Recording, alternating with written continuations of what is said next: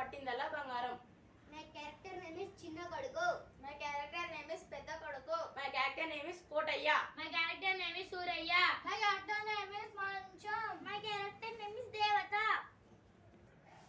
అనగనగా ఒక ఊళ్ళో కోటయ్య అనే వ్యాపారి ఉండేవాడు. ఆయన దగ్గర చాలా డబ్బులు ఉండేవి, ఇంకా బంగారం కూడా ఉండేవి. అయినా అతనికి తృప్తి లేదు. ఇంకా ఎక్కువ బంగారం కావాలని కోరిక పుట్టింది. ఏం జరిగిందో చూద్దాం.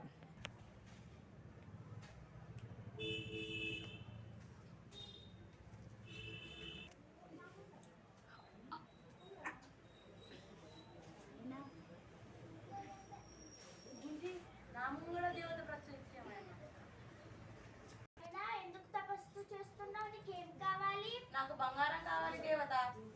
సరే ఇంటికి వెళ్ళు. నేను ఇంటికి వెళ్ళను దేవత, నువ్వు నాకు వరం ఇస్తేనే వెళ్తాను. నీకేం వరం కావాలి నాయనా? నాకు డబ్బు ఉంది కానీ బంగారం సరిపడలేదు. నాకు బంగారం కావాలి, పట్టిందల్లా బంగారమే కావాలి. సరే ఇంటికి వెళ్ళు.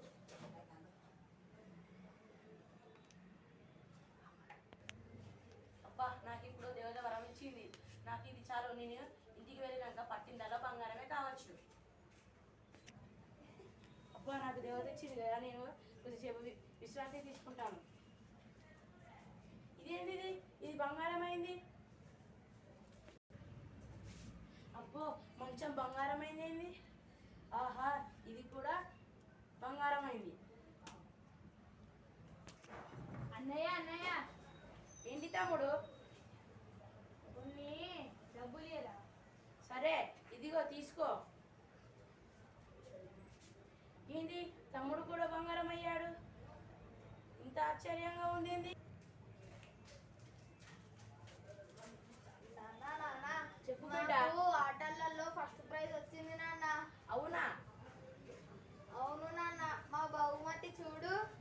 సరే, ఏంటి వీళ్ళు కూడా బంగారం అయ్యారు? ఇది ఆశ్చర్యం. ఏంటి నా కొడుకులు కూడా బంగారం అయ్యారు? అందరూ బంగారం అవుతున్నారు. అయ్యో,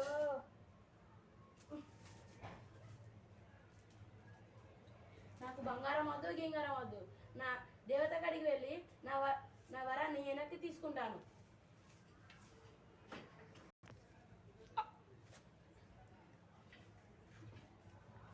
ఏం కావాలి నాయనా? దేవత నేను ముట్టుకుందంట బంగారం అవుతుంది. నేను మా కొడుకులు, నా తమ్ముళ్ళు, నా మంచం అన్నీ, అన్నం కూడా ఆఖరికి బంగారం అవుతున్నాయి. నాకు బంగారం వద్దు, ఏమీ వద్దు. నా వరం నాకు ఇచ్చేయి. నీవు ఇచ్చిన వరం నువ్వే తీసుకో.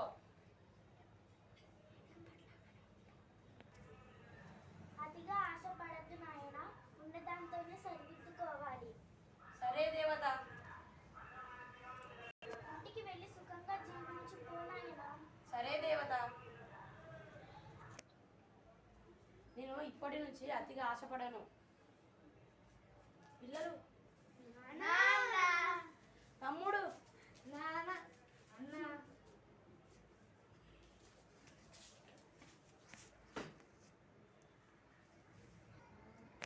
అతిగా ఆశపడద్దు, ఉన్నతోటే సరిపెట్టుకోవాలి.